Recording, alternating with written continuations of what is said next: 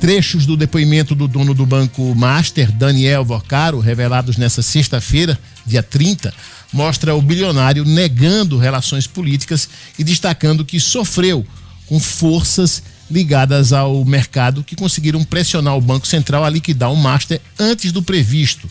Em uma das respostas que está mais viralizando, Daniel Vorcaro, ele afirma que se tivesse influência política, não estaria usando tornozeleira eletrônica. Vamos ouvi-lo. Agora não, daqui a pouco. Enquanto a gente chama o vídeo, eu vou explicar para vocês uma coisa. Antes de uma matéria chegar aos portais, né, como uma apuração consolidada, primeiro passa na Rádio Corredor, olha, há suspeita de que aconteceu isso, e aí os repórteres caem em campo vão atrás. Bem, na Rádio Corredor, já há algum tempo, está circulando a razão pela qual o Vorcaro resiste a entregar a senha do celular dele, a PF. Está resistindo? Ele não entregou a senha. O advogado dele fala justamente isso. Não entregou a senha. Esse telefone, aí uma coluna de uma coluna política local de Brasília publicou que uma fonte da Reag foi convidada para festas que o Vorcaro dava em Trancoso, na mansão que ele tem em Trancoso. Nessas festas estavam as estrelas era frequentada por estrelas dos três poderes de Brasília. E a casa dele, em Trancoso, tem detector de metal. E todo mundo tinha que deixar os telefones na entrada. Não podia entrar com telefones. A mansão tem um circuito interno de câmeras. Então, a festa foi capturada por câmeras. Isso posto, a Rádio Corredor agora, atualmente, os repórteres que estão cobrindo o Banco Master neste momento, estão com a história de que no telefone do Vorcaro teria vídeos comprometedores das festas que ele deu em Trancoso. E que um dos temores, quando houve a operação policial em Brasília, de que o telefone do Vorcaro foi apreendido, é de pessoas que estiveram em Trancoso, estão cientes de que tem o circuito interno de câmeras da casa dele e está tremendo na base com medo de que os conteúdos audiovisual que estão no telefone do Vorcaro venham esse negócio. E nada é por acaso que quando o advogado dele lá no depoimento, né, o advogado olha para a delegada e diz: olha, me pediram a senha na antessala do telefone do Vorcaro, que foi apreendido, e nós não demos porque com medo que essas informações se espalhem. E aí, Enio, dentro do que Dinar está falando, é tipo assim, olha, lá tem mesmo. Vocês estão entendendo? É tudo que vocês pensam que lá tem. Está. Então, aquela fala do advogado dele, quando ele olha para a delegada para dizer isso, tem o juiz auxiliar do TOF, que ele chega, fica bufindo. Porque todo mundo, o Vorcaro, na hora que ele só fala do Ibanez e esquece de todos os outros, ele está dizendo para todos os outros que um dia você pode estar ali também na lembrança dele. Agora, então a gente está tratando, na verdade, de uma chantagem pública. Olha, a gente vai com o Daniel Vorcaro, ele afirmou que se tivesse influência política não estaria usando tornozeleira eletrônica. A gente prometeu o vídeo agora e a gente vai ouvi-lo.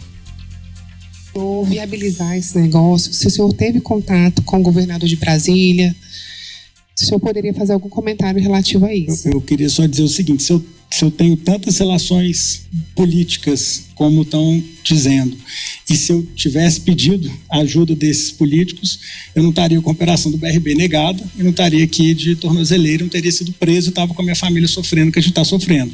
Então, acho que, primeiro, vale a pena considerar isso. Segundo, o negócio com o BRB ele foi construído tecnicamente dentro do Banco Central, como eu disse anteriormente. E aí fica a frustração minha, porque não era para a gente estar aqui nessa sala e com essa exposição toda para um país, porque o prejuízo no final não foi só meu, foi do sistema financeiro. Até o dia 17 de novembro, todos os investidores do Banco Master estavam recebendo em dia fundos de pensão, clientes, pessoa física. Nesse dia, o banco tinha 4 milhões na conta e tinha pedidos de resgate de 67 milhões. Um banco do porte do Banco Master teria que ter pelo menos 3 bilhões em caixa para estar numa situaçãozinha razoável. Ele tinha 4 milhões. Tem que ter 3 bilhões. Ele tinha 4 milhões. Você vai chamar outro? Então tá. Em outro momento, Daniel Vorcaro pareceu se irritar quando novamente perguntado sobre as relações políticas e o contato com o governador do Distrito Federal, Ibanez. O empresário evitou citar nomes de políticos ou de eventos que tenham promovido, como os polêmicos jantares a ministros do Supremo Tribunal Federal em Nova York. A gente tem as imagens. Desde antes do BRB, existiam forças ali internas do Banco Central e de mercado que queriam que eu estivesse fora do mercado e queriam que acontecesse o que aconteceu. Aliás, eu fui alertado lá atrás do que aconteceria, que eu seria retirado do mercado se eu não deixasse o banco. E eu me dispus a deixar, me dispus a fazer todo o roteiro de saída, só que eu queria ter saído pela porta da frente, não gerando prejuízo para ninguém, e não foi possível pela maneira que eles conduziram. E aí, o que é que você achou desses Olha, tem uma coisa, ele disse que não tem influência política. Se eu tivesse a influência política de que acusam, eu não estaria, mas ele tem. Hoje o Estadão deu uma matéria de bastidor sensacional, revelando a estratégia da defesa dele.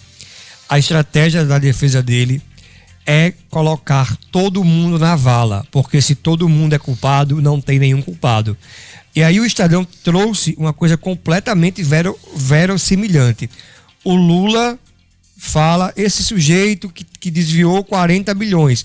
Aí na sequência aparece notícia que Lula recebeu Vorcaro, que Guido Mantega pediu 1 milhão. Assim, ganhava 1 milhão por mês. Na hora em que Lula atacou o Vorcaro, começaram a aparecer coisas envolvendo o governo Lula. Aí o Estadão conta que é a defesa dele vazando esse tipo de coisa para juntar todo mundo na tática de se todo mundo é culpado, se a gente consegue pegar gente do governo Bolsonaro, do Centrão e de Lula, isso fica tão grande que vai todo mundo ser livrado. Essa é a estratégia do Vorcaro. Mas só que aí está envolvendo tanta gente, Nardo, que se perdeu o controle da narrativa, porque já tem várias frentes paralelas de investigação. Porque não é investigação oficial, não. É do próprio jornalismo que está cobrindo isso. Sim. É do próprio fato. Então, assim, é diferente quando tem um núcleo de 5 pessoas envolvidas, aí você consegue. Mas é tanta gente, são tantas frentes e são tantas as histórias, porque o que é que ele fez? Ele disse, eu tô quebrado, mas para não quebrar eu vou sair comprando todo mundo. E aí, hoje, um contador disse, Gustavo, alguém que recebe 130, você sabe quanto fica líquido? Aí eu disse, não sei, porque eu não sou contador, né? Ele disse, fica 100 milhões, 100 líquido, ou seja, se você cobra 130, 100 milhões. 100 milhões líquido. Né? Na verdade, não é 130. O pedido foi de 100 milhões, né? Para contratar um serviço profissional lá da esposa do Moraes. Então, essas são as histórias, são tudo muito grande em relação aos irmãos do Toffoli. E aí a gente já vê problemas dentro do STF, a gente já vê o problema do presidente Lula, que sabe que está chegando próximo e ele tem, o Lula, uma dívida com o Senado. A gente teve um senador da República aqui, o Steve Valentim, que ele disse aqui nessa bancada, ele disse, então, quem vai ser indicado vai ser o Rodrigo Pacheco. O Senado não deixa outro. E aí, se o Toffoli sai, quem pode ser indicado? O Rodrigo Pacheco. É isso.